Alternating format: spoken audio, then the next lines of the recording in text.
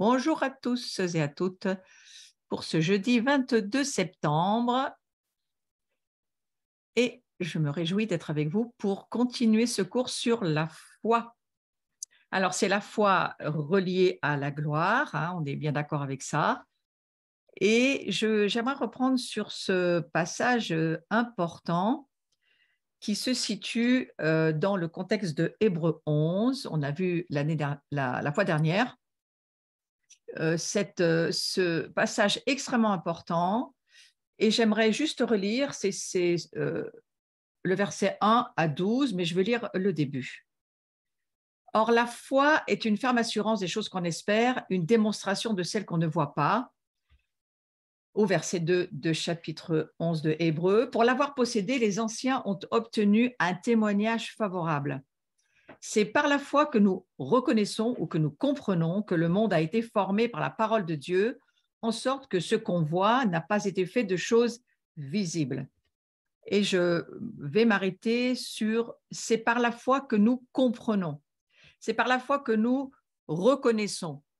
Il est question ici de quelque chose qu'on voit, qu'on va comprendre, mais pas à la manière cérébrale de la connaissance intellectuelle, mais par la révélation, c'est-à-dire par le Saint-Esprit qui va révéler en nous, par les yeux de nos entrailles, de notre cœur, qui va nous permettre de voir des choses que nous, en tant qu'humanité dans notre incarnation, nous ne pourrions pas voir. Donc, j'ai trouvé intéressant de se dire que par la foi, on comprend.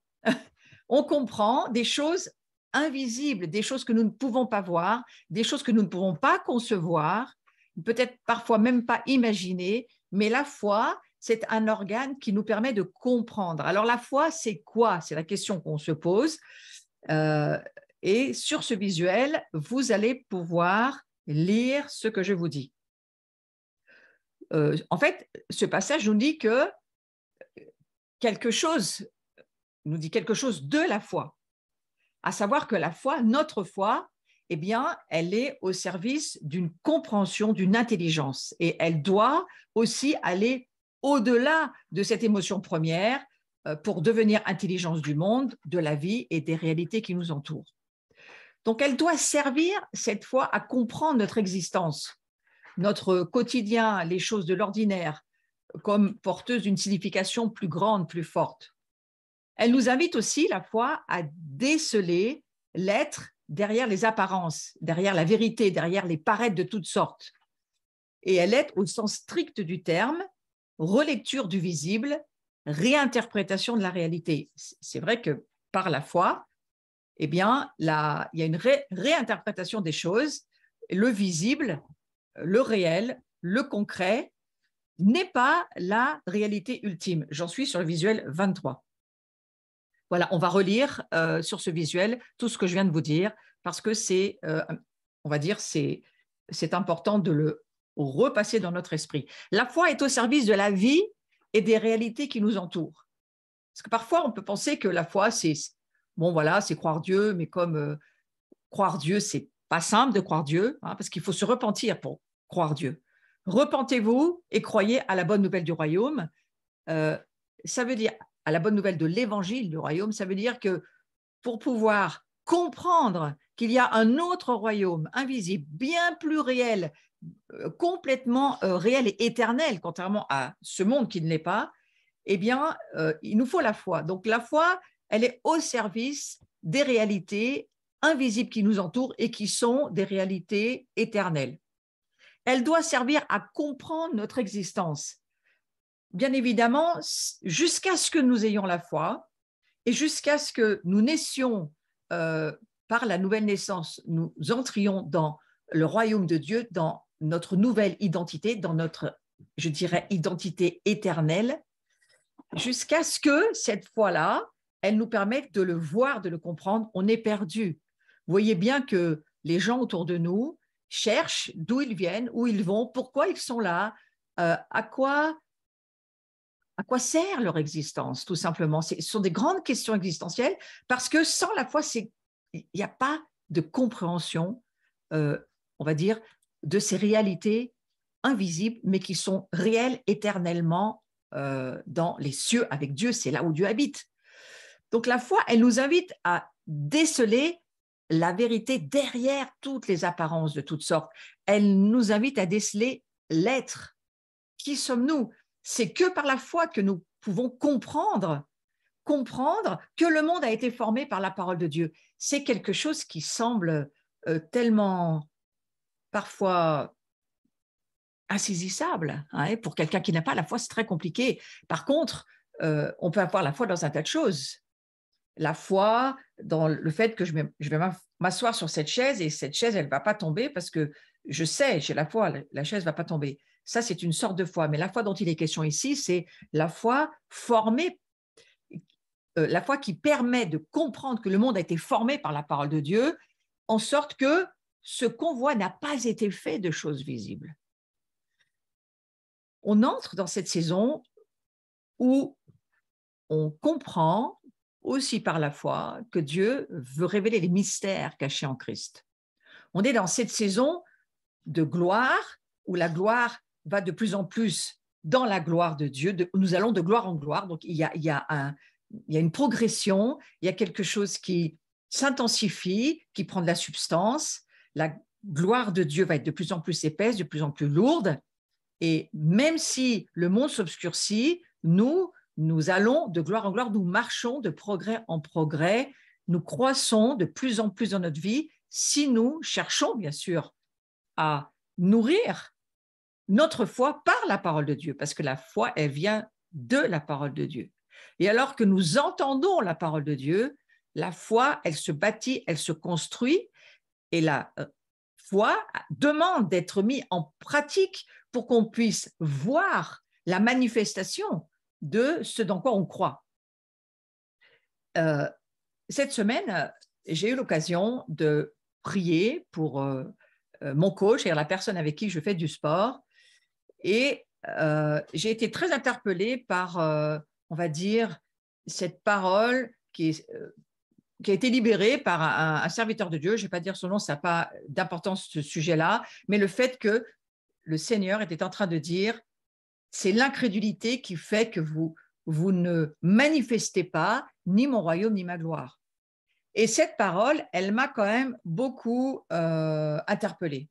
Je me suis dit, mais alors, est-ce que au fond, l'Église ne grandit pas, nous-mêmes, on n'arrive pas à libérer vraiment le royaume autour de nous parce que on a de l'incrédulité au fond de nous. Et c'est vrai que c'est pas parce que Dieu ne... Je parle par exemple pour prier pour les malades, on prie pour des gens qui ont des douleurs, des maladies ou des besoins de délivrance. Pourquoi est-ce qu'on ne prie pas dans la plupart du temps? Alors, je crois que c'est vraiment l'idée que l'incrédulité, elle attaque le peuple de Dieu parce qu'il y a une volonté de Dieu pour cette saison de révéler ses mystères, de dévoiler on va dire, des domaines, des réalités invisibles, mais qui sont réelles, hein, des choses qu'on ne voit pas, qui sont invisibles, mais qui sont réelles et que le Seigneur veut faire venir à visibilité. Et pour se faire connaître, Dieu, il a prévu que nous vivions avec des dons de toutes sortes, dons de guérison, dons de révélation, dons de délivrance, enfin, dons de paroles de révélation, paroles de connaissance, paroles de sagesse. Tous ces dons-là n'ont rien à voir avec nous, avec notre cerveau et notre intelligence cérébrale humaine. Ces dons, ils sont donnés par Dieu parce que c'est le Seigneur qui veut passer simplement au travers de nous, que nous soyons à l'écoute de ce qu'il nous dit. Donc, c'est vraiment, vraiment important cette saison que nous écoutions la voix de Dieu. Et la foi, elle vient de ce qu'on écoute.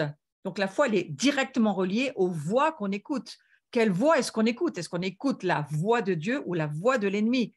Alors, bien entendu que la foi vient de ce qu'on écoute de la voix de Dieu, de la parole de Dieu, de ce que Dieu nous dit dans la Bible, ou qui nous dit par divers autres supports, hein, mais qui sont toujours en accord avec la parole de Dieu.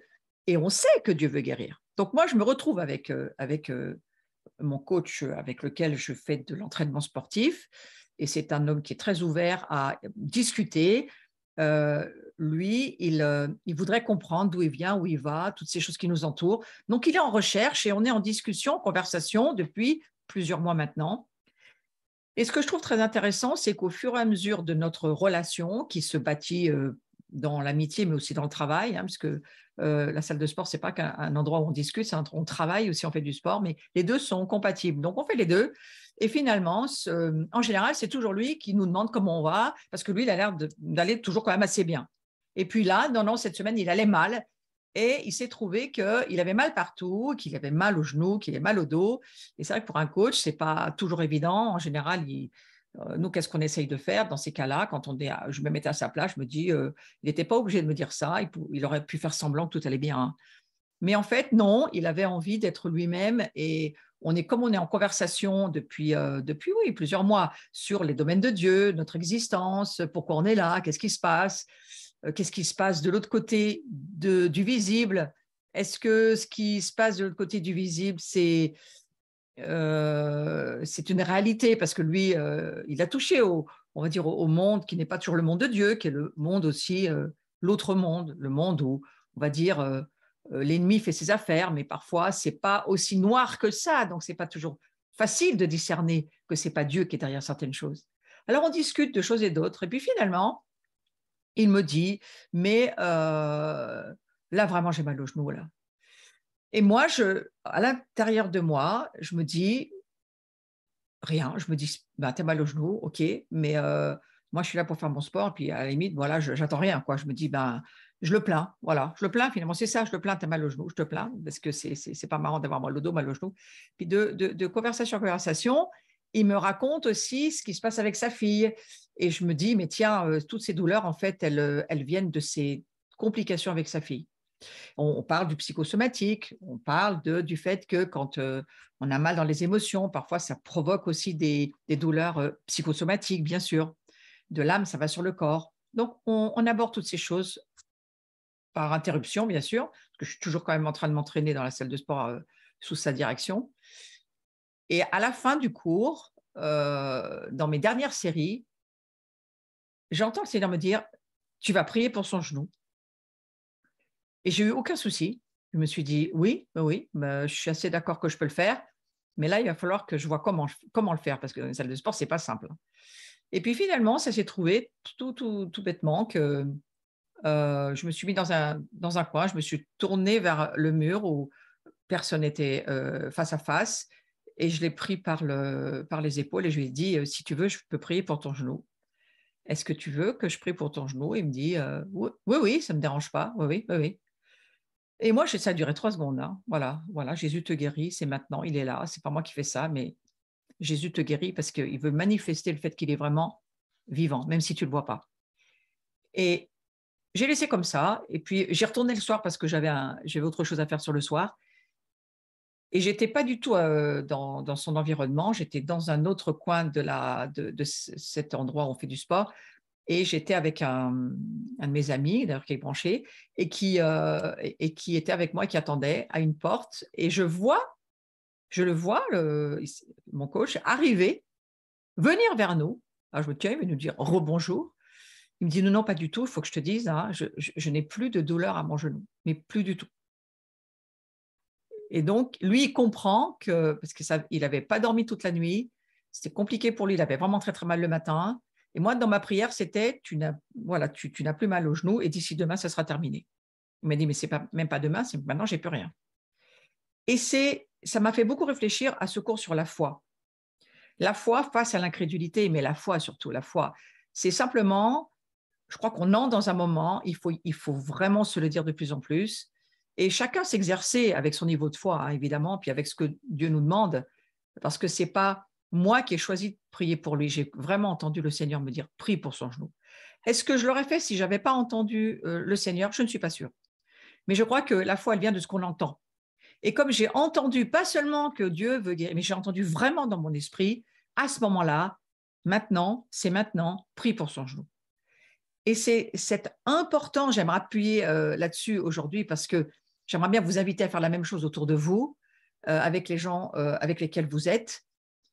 Créer des relations, commencer à parler de certaines choses. Parfois, il faut vraiment parler que de la pluie, du beau temps, mettre une relation amicale. On n'est pas là pour assommer les gens avec notre façon de vivre ou de voir les choses. Mais vous savez, quand on a une facilité d'aller vers quelqu'un, on sent qu'il y a une relation qui va se faire, que ça va être facile, que cette personne, ça va le faire. C'est parfois un signe de Dieu pour dire, continue dans ta relation. Mets de la confiance entre toi et cette personne. Ça faisait déjà plus de 2 ans, moi, que j'étais en conversation, mais 6 mois, très serré sur des choses de Dieu très précises, où il me posait beaucoup de questions, je lui répondais le mieux que je pouvais, où il sait parfaitement ce que je fais, où il va voir sur mon Facebook, il suit. Et donc, il est intéressé pour se retrouver un petit peu dans ces questions. Et c'est à ce moment-là, je crois, que Dieu, lui, il sait le moment où il y a quelque chose qu'il va faire. Alors, c'est juste pour vous encourager et pour vous dire, si moi je peux le faire, n'importe qui peut le faire, ça c'est clair. Et je vous encourage à rester très attentif à la voix. On sait tous que Jésus veut guérir ici sur je pense, sur ces connexions. On sait que Dieu veut guérir et qu'il veut aider son peuple, le faire sortir de sa captivité et même sauver ceux qui ne sont pas encore, qui ne vont pas partir encore de sa famille. Donc ça, c'est tout le travail dans lequel nous sommes appelés, le mandat qui est pour chaque chrétien, c'est pour tout le monde ça. Mais je crois qu'on est dans une saison où maintenant, il faut passer à l'action sur la foi que nous avons. Et c'est, je crois, ce qui déclenchera un mouvement glorieux sur le pays. C'est pourquoi je reviens sur cette affaire de foi. Parce que dans la foi, le visible se trouve reposé sur une autre réalité. Et c'est une réalité qui dépasse ce visible. C'est une réalité qui est au-delà et qui, quelque part, est un réel fondement pour nous. Donc, le visible, le réel, le concret, ce n'est pas la réalité ultime. Et on doit se dire, lorsque quelqu'un a une douleur sur le corps ou je ne sais pas, ou une douleur émotionnelle, ou quelle que soit la douleur, quel que soit le besoin de la personne, il y a une relecture qu'il faut faire et c'est pas par le visible qu'on va y aller, mais c'est par la réinterprétation de la réalité. Et en fait, il y a au-delà du visible une réalité qui nous fait voir les choses autrement. Et c'est vraiment ma prière pour nous ce soir que nous puissions demander à Dieu de nous aider à faire ce combat contre l'incrédulité, parce qu'il y a réellement une incrédulité lourde qui s'attache à nous, un peu comme vous savez, une bande velcro, là, vous savez, c'est ces trucs qui s'attachent, et puis alors il faut tirer pour que ça s'enlève.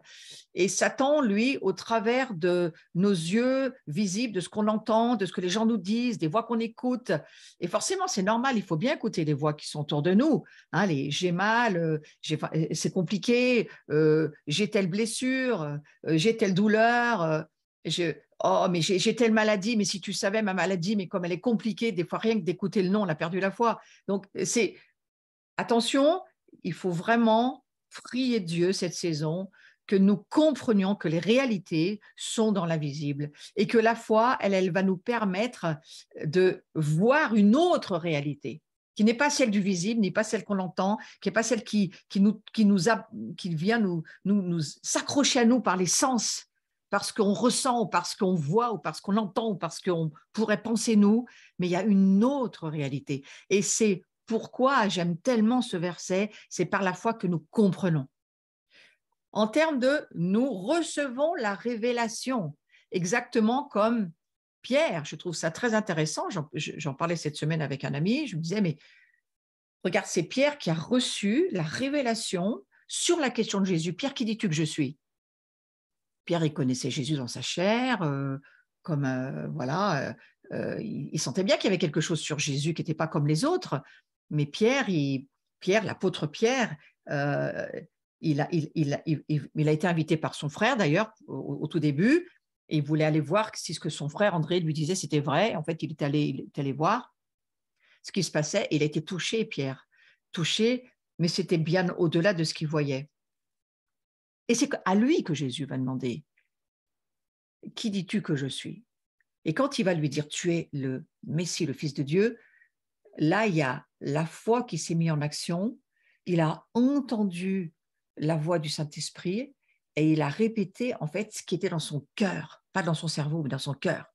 Elle a eu cette incroyable déclaration qui annonce l'arrivée et le ministère du Messie. Et au fond, il fallait aussi que les hommes le disent, le déclarent, pour que Jésus puisse aussi entrer dans son mandat. Et donc, c'est Pierre qui va le dire. Tu es le Fils de Dieu, tu es Christ le Messie. Est-ce qu'il fallait de la foi? Oui, d'une certaine manière. Et oui, il faut de la foi pour dire ce qu'on entend. Et il faut de la foi, surtout face à Jésus, pour dire, lui dire qui il est, qui il était. Parce que c'est pas humain, c'est quelque chose de totalement surnaturel. Et je crois que nous aussi, nous allons entrer dans, de plus en plus, nous le sommes déjà pour certains, mais je crois que je vais inviter vraiment chacun à y aller. On doit prier et demander au Seigneur de rentrer de plus en plus dans cette disponibilité, de se laisser être traversé par la foi et par l'écoute de la voix du Saint-Esprit qui va nous donner des réponses surnaturelles qui vont changer la vie des gens, ce qu'on appellerait ça une déclaration prophétique ou une révélation, parce que la révélation, elle active la foi, et la foi, elle active la révélation, et la gloire de Dieu, elle vient comme ça.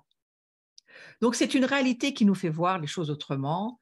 C'est le sens de l'Évangile, hein. Non pas d'abord changer les choses, mais d'abord changer de regard sur les choses. C'est vraiment une des premières choses que j'aimerais dire sur la foi. Il faut changer de regard. Notre regard, ce n'est pas ce que nous voyons qui doit travailler en nous. C'est pas du tout ce que nous voyons, parce qu'au contraire, souvent, c'est un obstacle, hein. Les choses ne sont pas comme elles sont. La réalité n'est pas ce qu'elle est ou semble être en termes de visuel, de ce que nos yeux voient dans ce monde visible.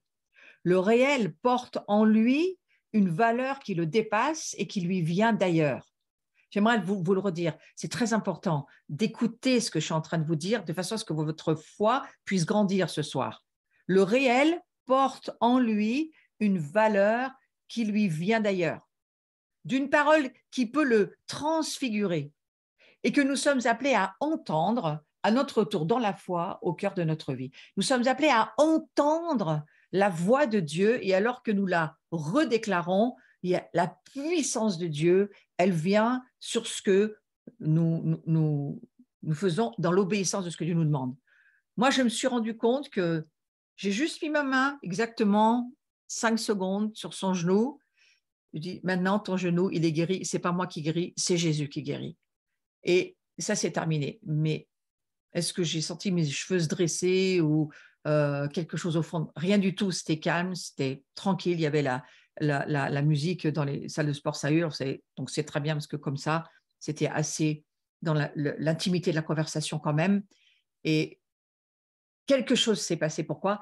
Parce que la situation dans laquelle nous étions, ça libère une puissance, parce que c'est juste que c'est Jésus qui parlait au travers de cette prière. C'était absolument pas moi.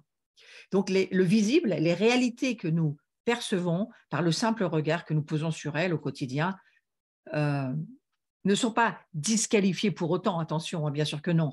Il ne s'agit pas de dire que tout ce que nous voyons, toutes les choses que nous regardons au quotidien n'ont pas de valeur. Non, non, elles ont de la valeur, bien sûr, hein. En soi, elles ont de la valeur, bien sûr. Elles ne sont pas que des apparences insignifiantes, mais ce n'est pas de cela dont il s'agit. Et puis, en plus, il ne nous est pas du tout demandé d'abandonner le réel. Je vois trop, parfois, certaines personnes flotter dans le côté totalement spirituel, mais les personnes sont devenues tellement spirituelles que je n'arrive plus, moi, parfois, à retrouver où se situe aussi leur incarnation. On est incarné et c'est Dieu qui le veut. Et c'est extraordinaire que nous soyons incarnés. Et je crois que c'est la pensée de Dieu que nous soyons incarnés, tout simplement pourquoi? Parce qu'il y a eu la chute et il y a eu la renaissance grâce à Jésus, la séparation d'avec Dieu, le royaume qui était parti, les relations brisées avec le Créateur se sont remises avec Jésus. C'est tout le travail de la croix, c'est la gloire de la croix. Jésus est revenu rétablir, restaurer, ramener à l'achèvement. On est en train d'y aller. Tout ce qui était prévu par le Père. Mais notre incarnation à nous aujourd'hui, on doit rester conscient. En aucune manière, c'est nous qui faisons quoi que ce soit. Nous sommes juste, on va dire, un réceptacle bien disposé, avec des oreilles pour, lorsque Dieu nous le demande, faire ce qu'il nous dit. Sinon, il faut vivre comme tout le monde, hein.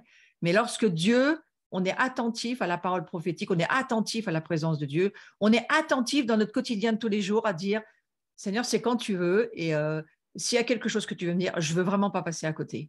Mais par contre, pas seulement le fait de le savoir, mais d'avoir le courage de pratiquer ce que j'entends que Dieu me dit. Et il faut du courage pour ça. Mais nous l'avons, nous l'avons. Donc, je redis, il ne nous est pas demandé d'abandonner le réel ou de nous réfugier dans un discours à contresens de la réalité, c'est pas ça du tout. L'évangile, c'est pas un appel à l'irréalisme, hein. Bien au contraire, c'est un appel au vrai réalisme, un réalisme qui sait justement déceler le fondamental derrière le fugace, le vrai derrière le vraisemblable. Il ne nous est pas demandé de fuir le réel, mais de le regarder autrement. Moi, j'ai vu, j'ai entendu, j'ai vu ce genou, j'ai entendu qu'il avait mal et je me suis dit, Jésus, tu veux le faire parce que je sais que tu le peux, j'y vais. Si tu me dis que tu veux le faire, et ça s'est produit. En fait, on pourrait dire que dans la foi, en effet, le visible est appelé à être lu par l'invisible, l'ordinaire par l'éternel, le fini par l'infini.